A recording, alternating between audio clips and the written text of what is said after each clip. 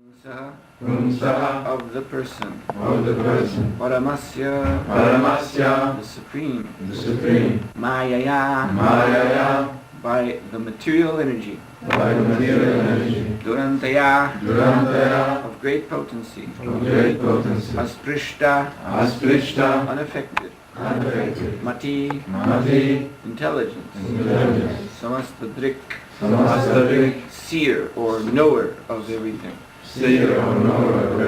Taya, by the same illusory energy. Hata Atmasu, bewildered at heart. Anukarma Chetasu, whose hearts are attracted by fruitive activities. Anugraham, mercy. Kartum, to do. Iha, in this case. Arhasi, desire. Prabhu, O Lord. Translation and purport by His Divine Grace A.C. Bhaktivinoda Swami Srila Prabhupada Ki Jai. My dear Lord, you are never bewildered by the formidable influence of the illusory energy of the Supreme Personality of Godhead. Therefore you are omniscient and should be merciful and compassionate towards those who are bewildered by the same illusory energy and are very much attached to fruitive activities. Purport. A Vaishnava is never bewildered by the influence of the external energy because he is engaged in the transcendental loving service of the Lord. The Lord states in Bhagavad Gita 7:14, Daivihesha gunamayi mamamaya duratiya mam evaye prapadyamte mayam etam tarantite. My divine energy consists of the three modes of material nature. My divine energy consisting of the three modes of material nature is very difficult to overcome, but those who have surrendered unto me can easily cross beyond it. A Vaishnava should take care of those who are bewildered by this Maya instead of becoming angry with them, because without a Vaishnava's mercy they have no way to get out of the clutches of Maya.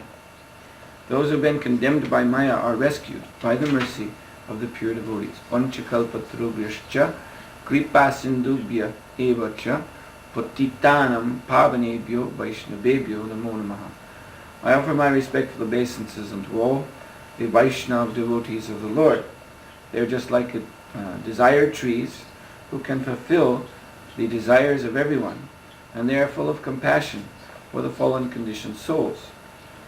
Those who are under the influence of the illusory energy are attracted to fruitive activities, but a Vaishnava preacher attracts their hearts to the Supreme Personality of Godhead, Sri Krishna. Bhavangstu pangsa paramasya mayaya durantayas prishta mati samastadrik taya hatatmashu anukarma chetashu anugraham kartum iharhasi prabhu. My dear Lord, you are never bewildered by the formidable influence of the illusory energy of the Supreme Personality of Godhead. Therefore you are omniscient and should be merciful and compassionate towards those who are bewildered by the same illusory energy and who are very much attached to fruitive activities.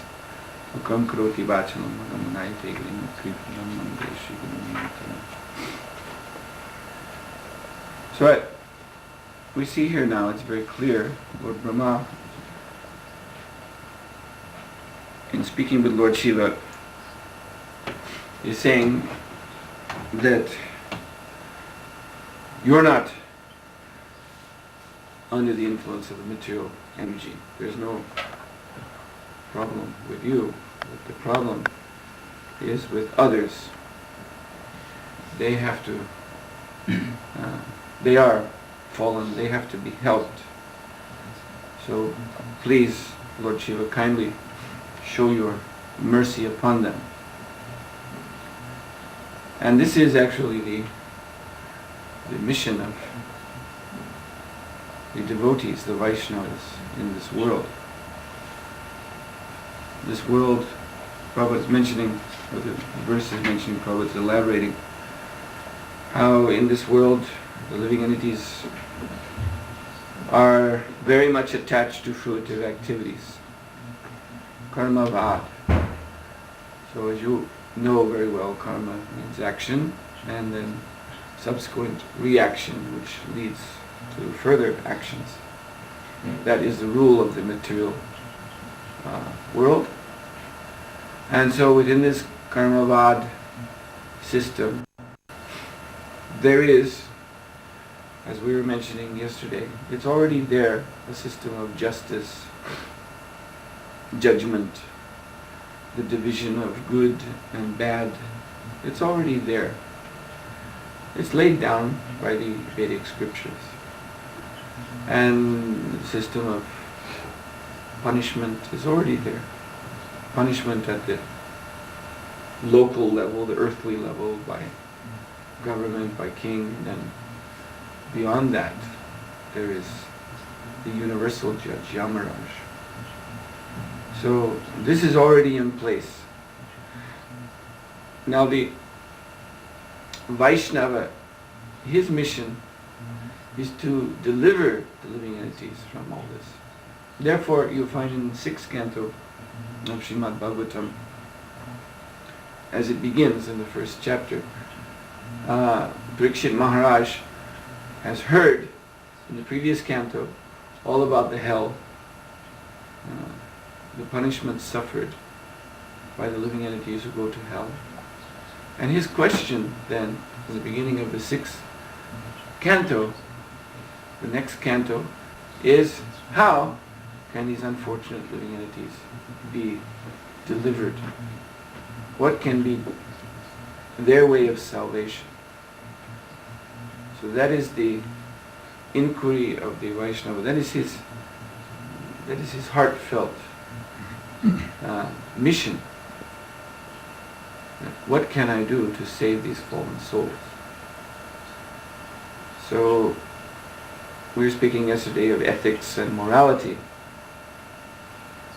So ethics and morality, they're also there in the material world, but only up to a certain point. Only up to ethics and morality in the material world is again this karmic judgment in terms of karma. But the real ethics,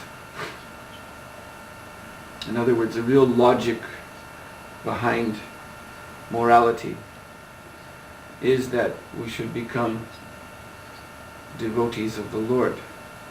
We should surrender to Krishna, whatever our position may be under the law of karma. We find that Krishna is so merciful. Actually, he's telling in 11th canto a very interesting section of verses in the 11th canto where he's speaking to Uddhav about pure devotional service. And he's telling Uddhava about these the living entities who are delivered when he appears in this world. They're delivered by surrendering to him exclusively. And he gives a whole list of living entities. And the way he describes them is very interesting. He speaks of the gopis as being in the category of women. We may think of the gopis as the Lord's most intimate associates, but he's speaking of them in the category of village women. And then he mentions the Kaliya serpent, he mentions Hanuman as a monkey. So he's referring, and there's others, so it's interesting that he's referring to their position in terms of karma. And in that light, it doesn't seem that their position is very good. It's a kind. I think it's Krishna, since he's the origin of everything. So I think, when he's speaking these verses, he's being a little ironic. Of course, we know that they're all great devotees, but he's pointing out that if you want to analyze these devotees from their position of their karmic position, then they could all be termed fallen souls. And yet they have become the most glorious devotees by simply one thing, surrendering to Krishna. There was no change of their external position. You see, this is not our message. There's some who understand like that, who think that the devotees in the Hare Krishna movement who are coming from fallen background, Western background, so they should execute Krishna consciousness in this lifetime. And then they'll have the opportunity in the next life to take birth in a nice Hindu family. And then as Hindus, in Hindu bodies, they can become perfect, go back home, back to Godhead. But from a Western body, it's not possible. So anyway, you do your... this is their analysis, that chanting Hare Krishna for us is a karma kanda activity. It will give us the right karma. And then, this is nonsense. Prabhupada, when he heard that some devotees received a blessing, so-called, some Brahmana told devotees that you are doing very nice, and in the next life you'll be able to be born as Brahmins in India, and then you will attain moksha, liberation. And Prabhupada said this is like blessing a high government officer that in your next life you may become a policeman. And that there's one story of an old lady who was involved in a land dispute in an Indian village. She was a village lady. So her experience of life was more or less limited to that village. And then this was during the days of the British rule of India. So to settle the land dispute, one British ICE officer, the Indian Civil, ICS it's called, Indian Civil Service. So in those days, that used to be mainly British persons in this ICS. So he came to that village and he settled up the land dispute in the favor of this old lady. So she wanted to give him a blessing. So that was her blessing. May you become a policeman in your next life. She was just thinking that the most important person that we know of in the village is the policeman. So he did so nicely, so let him become policeman. So this is important for us to keep in the forefront, that our mission is not just to reinforce the existing karmic morality which is already there in the material world. But the mission of the devotee is to lead people to the moksha dwara, to the door of liberation. Srila Prabhupada so nicely in the last sentence, he says, those who are under the influence of the illusory energy are attracted to fruitive activities. And that again means they're attracted to the duality of good and evil, auspicious, inauspicious, and so on. But a Vaishnava preacher attracts their hearts to the Supreme Personality of Godhead, Sri Krishna. So, yesterday Tapas Prabhu came to speak to me after yesterday's class, so we talked about some interesting things, and how we as devotees are meant to sacrifice everything. We were speaking yesterday of the ethics of sacrifice. So our problem in this movement, when we speak of social questions, social development, Our problem in this movement is that we stubbornly cling as individuals to the idea of myself being the center of attention. Tapas was pointing out, he was saying, I just quote him, it's not from me, that in the Nordic countries this is very strong.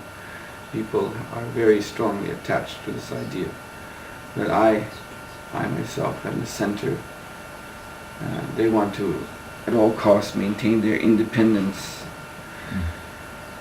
And this is, well, it's quite opposite from the proper attitude of the devotee. So in this ethics of sacrifice, sacrifice means to give.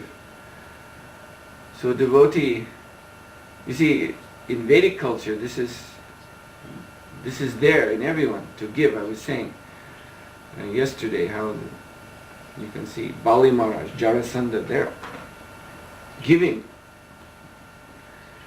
They're not clinging, they understand that giving is good, to sacrifice is good. Even a demon in the Vedic culture understands this. He's ready. Bali Maharaj is ready to give his whole kingdom. He just conquered this kingdom, 3 worlds. And then a little boy comes, a little boy Brahman, and asks for 3 steps of land. And just see Bali Maharaj, he's not thinking, ha, what a sucker this guy is. Yeah, okay, take your 3 steps, I don't care.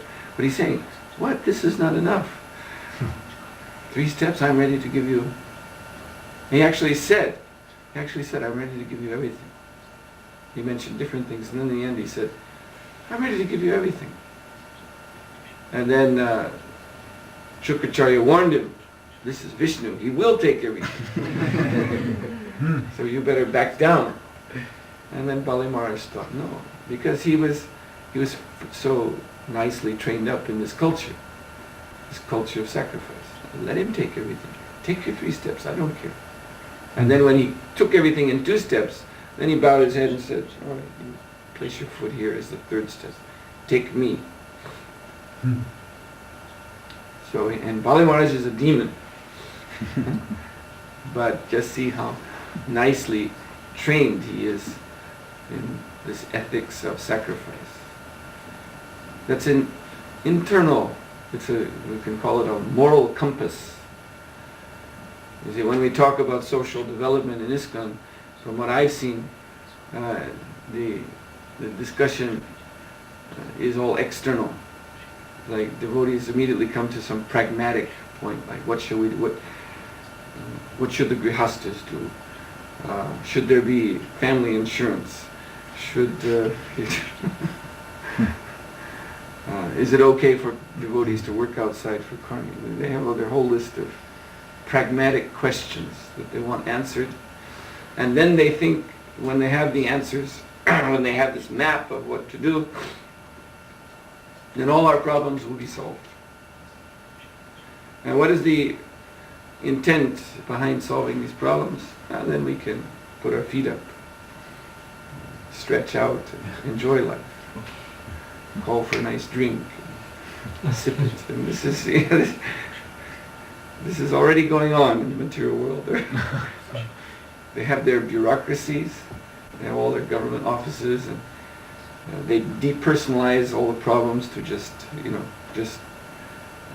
certain patterns of behavior, and you have to fit, someone that wants to come and say get married or whatever they want to do, and they have to fit themselves into that pattern of behavior, and the bureaucrats are examining and sending, well, this is not good enough, go back, you have to fulfill more conditions. And and then this is all to make life fit into a certain pattern. Again, this karmic pattern. And then at the end of the day, everyone can think that they've solved problems and can relax and enjoy life. That also is the karmic ethic. But it's not the Vedic ethic. Vedic ethic is that we should give ourselves. And this is good. Those who are trained in Vedic culture know that this is actually the goal, to perform sacrifice. And how far away this is from the self-centered idea. This is a big, big gap between thinking that at the end of the day I should, be nice and nicely situated in my soft chair, secure, comfortable, enjoying life, having solved all problems. So we're speaking of Vedic culture. What to speak of Vaishnava culture, which is the perfection of Vedic culture. So this Krishna consciousness movement, that was Srila Prabhupada's vision. He spoke of this movement as a welfare movement, existing just for the welfare of all living entities.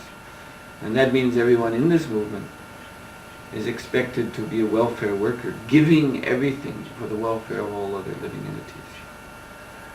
And so far as I can see our problems of social development, the main problem is that we are not making this connection in our own life. We have our particular service, especially, of course for the preachers, then it's obvious.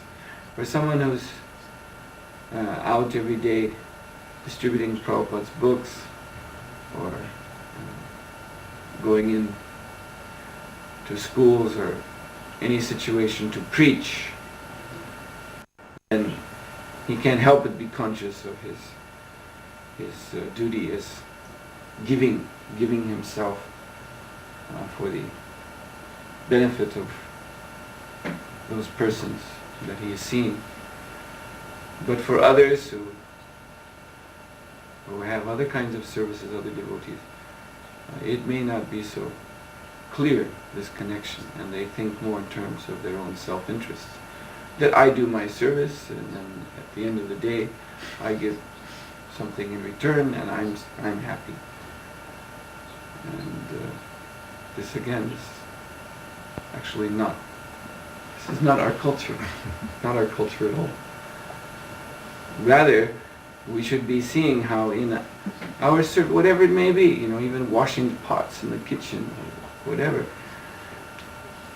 that this service is meant, it is part of the preaching mission. It is meant for everyone's benefit. It is preaching. We are trying to persuade living entities to give up their karmic attitudes and to surrender to Krishna. So we have philosophy which we preach and which we represent for that end. We can answer all the questions about, what the universe looks like and how the energies of the material nature are working and how many demigods there are and this and that, all these nice questions of Sankhya. And we're generally all very enthusiastic about these things. But also within philosophy is this ethics, and ethics means behavior, moral behavior. That is what you do, that is culture. It is not theory, it is culture. This is also part of philosophy. And this is actually what convinces people, really. We can answer all their technical questions and then finally persuade them, enter our movement. And then when they join the movement, they look around and start to realize that, wait a minute, this is the same thing, just all these self-interested people, at the end of the day, retiring into their little cubby holes and locking the door. Don't want to be bothered because I've done my service. Leave me alone. But, what does this mean? This means that the philosophy has not gone beyond theory, and therefore, that's why we have social problems. It's quite clear. So preaching is for everyone. Everyone is to be a preacher. And that means everyone is to understand the connection of their service, whatever it may be, even if it's some backroom service, some support service. But this is a preaching movement, so everything we do is simply meant to deliver the fallen conditioned souls.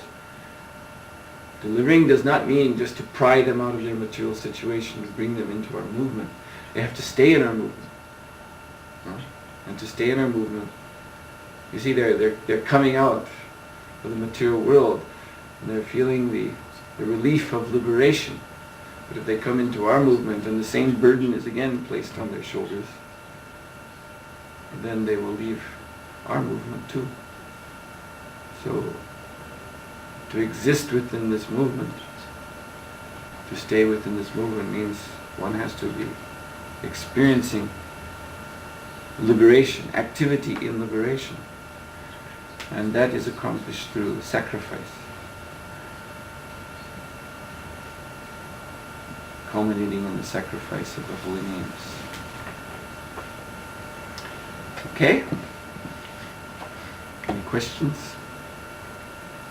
Yes? One can do sacrifice or to give others, but one can anyway still be selfish, like saying, okay, I do it and it's I sacrifice myself, it's good, I feel good, like, so it's selfish. Yes, but the sacrifice is being a culture.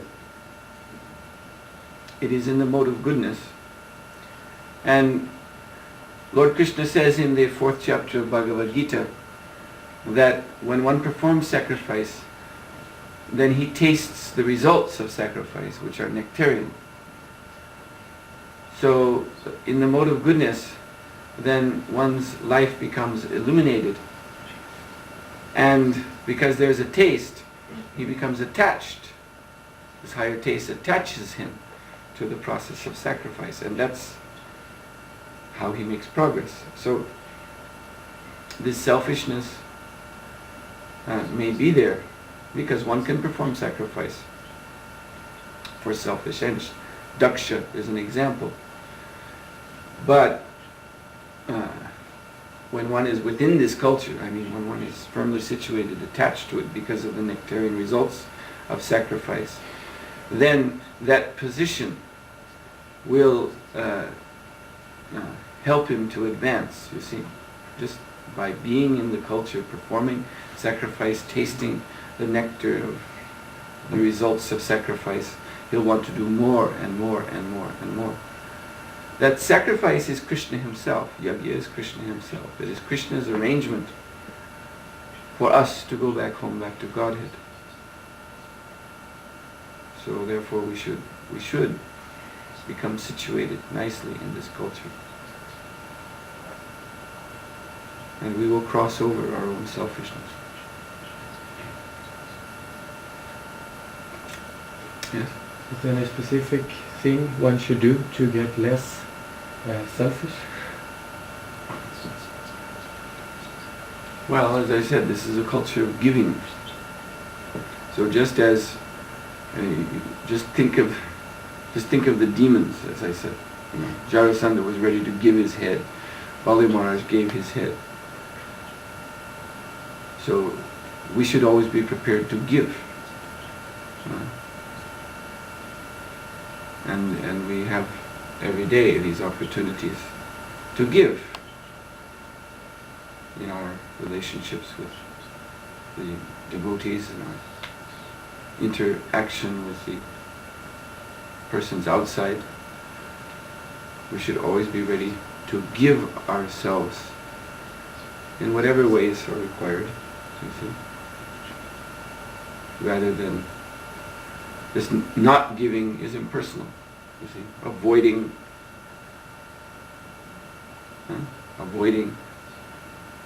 stepping back. It's not, it's not my business. And there's a hotel, famous hotel, I don't know the name of it, but they train up all the staff that whatever job you have, that if a customer comes to you and wants anything, you have to stop that job. You know, say the guy who changes the light bulb. This is his business. He's the electrician. So he's just, going into the hotel with his big ladder and climbing up and changing the light bulb. So now, let's say some hotel customer, guest, is coming by and sees him and then asks him a question which has nothing to do with electricity. That, I need to make I need to send a fax, let's say. Where shall I go for it? So the rule of the hotel is that person changing the light bulb. He has to come down from his ladder. He has to take that person to the right place and introduce him. This is the fax secretary. I'm so successful. This hotel chain is so successful because this is personal. This is actually the meaning of personalism. So this is what we're here for. Our philosophy is personal. And this is how the personal philosophy manifests in this willingness to give, to help the living entities on their way back home, back to Godhead, at every moment. So it's an internal culture. I'm always a little doubtful whenever I hear these questions formulated in terms of, well, just give us a list of what we should do. This is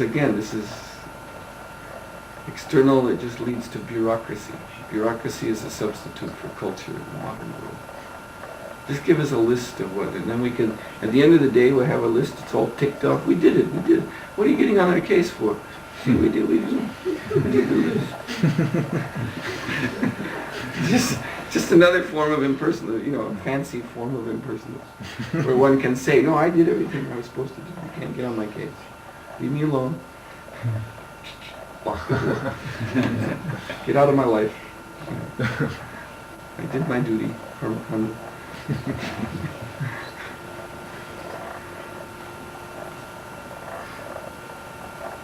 Yes?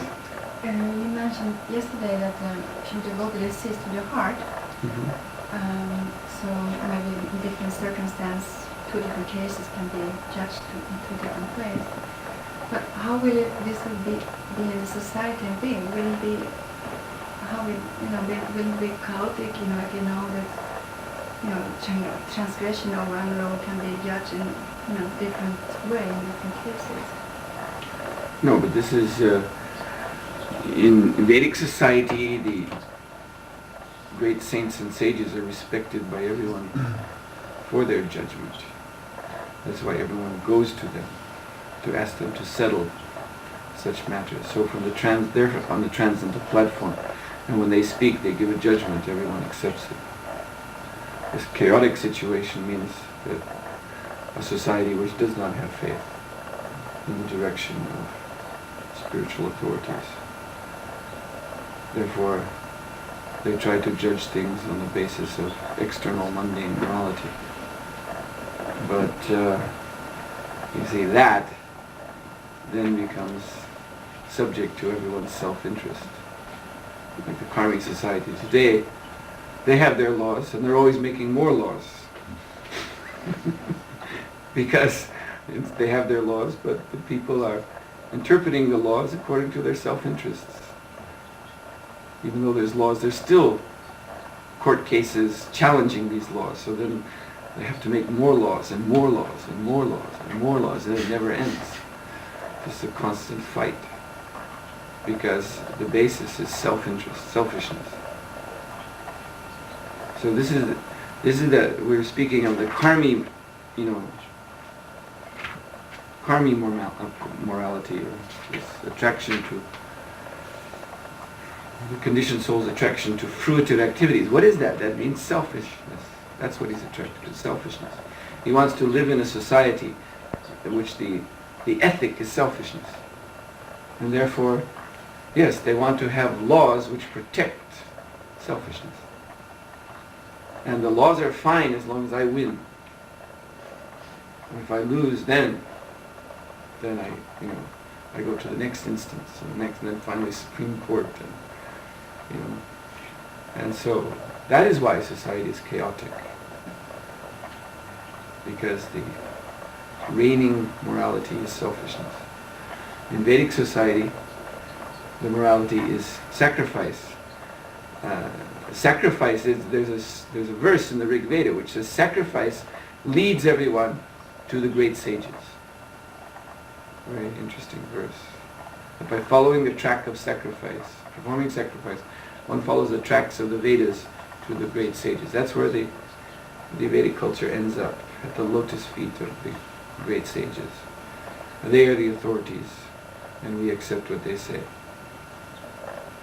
So there has to be this laukika morality law that is always there to regulate everyone's daily activities. But this law is handed down from authorities, higher authorities. Not that we should make up the law ourselves based upon our own so-called needs. And when there are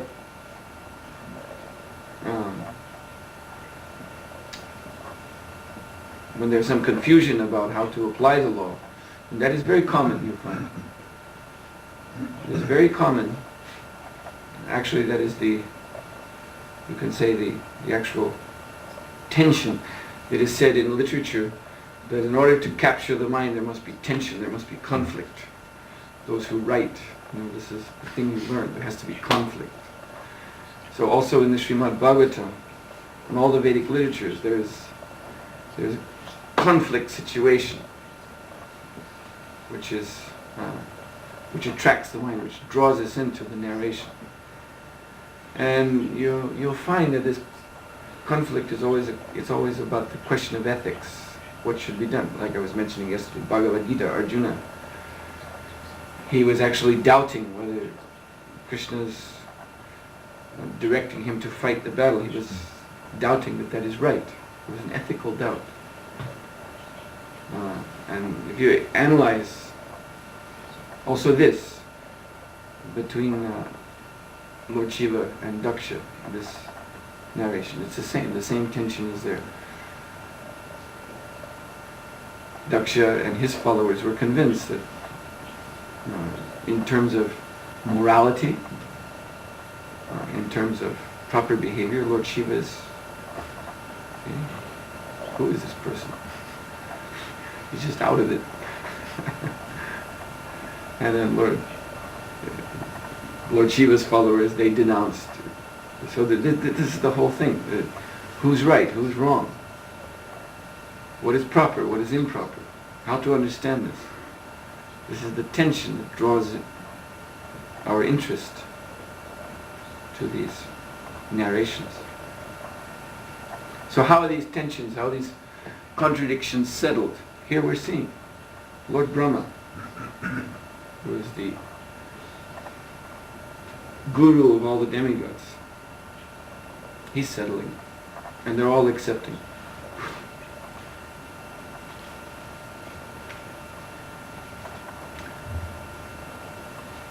Anything else?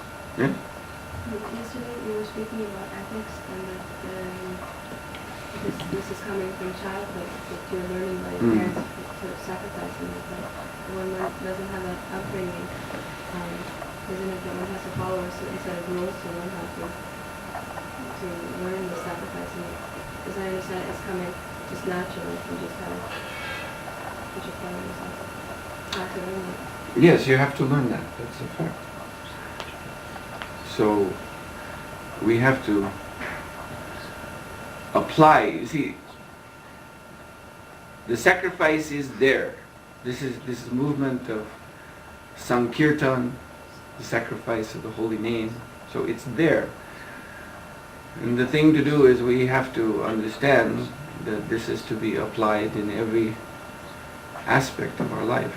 It's not just a formal duty that we execute from 9 to 5 every day, punching the clock. Ding.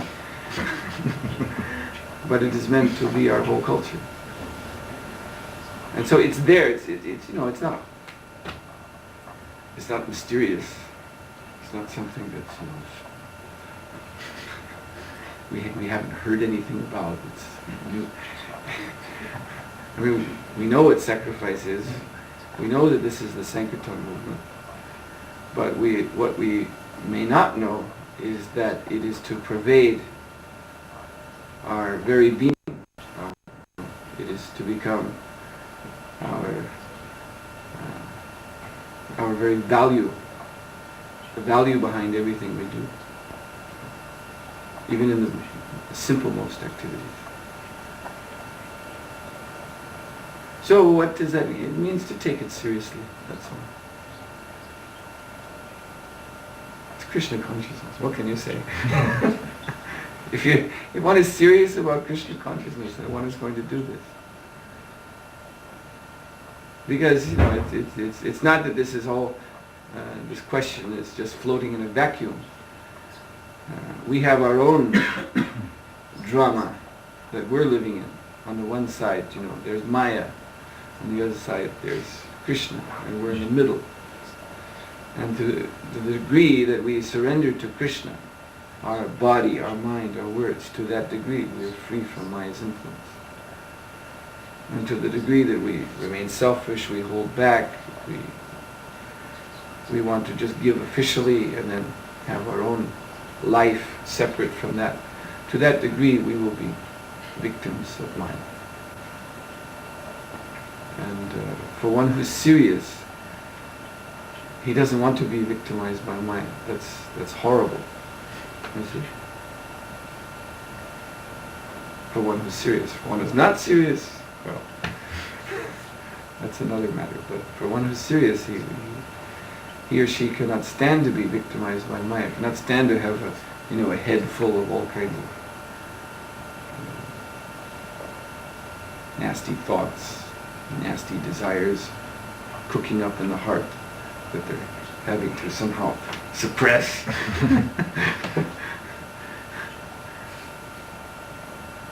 So a serious devotee wants to have a clean heart, clean mind, wants to be able to act in devotional service free of the contamination of the modes of nature. So then we should just, yes, it begins with a theoretical understanding. The solution to the problem is, and you must give yourself, if you have a problem in your mind, you must give that mind, surrender that mind to Krishna. Give. Mm-hmm. Because my mind, even Mr. Kennedy tried to educate the Americans to this principle of sacrifice by telling them that you should not ask what the nation will do for you, but you should ask what you can do for the nation. Yeah, of course, he got shot later for that. Yeah. Supposed to give to Krishna. Yeah, in the material society they make these appeals also, but it's to something material.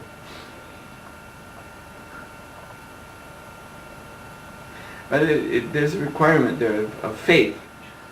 Just as Lord Krishna is saying in the 3rd chapter of Bhagavad Gita, that this system of sacrifice will satisfy everyone's desire. Everyone will become happy. In the 10th verse of the 3rd chapter.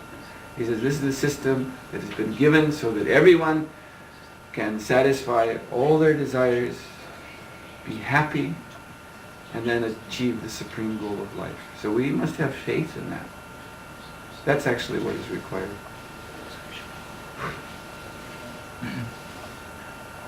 And speaking with Tapas yesterday, we were reflecting on how our upbringing is just opposite from that. We think happiness is in how much you can hang on to, how independent you can be, doing things your own way. You see, this is the conflict. That we don't have faith in just giving everything to Krishna's mission completely. Arjuna's problem, you see, his difficulty in the beginning of Bhagavad Gita is that he was serving I mentioned this last night. Serving his own piety, his own pious nature, instead of serving Krishna. He was doing everything right from the mundane point of view. He was materially compassionate. These are my relatives. How can I kill them? He was, as they say, making all the right noises.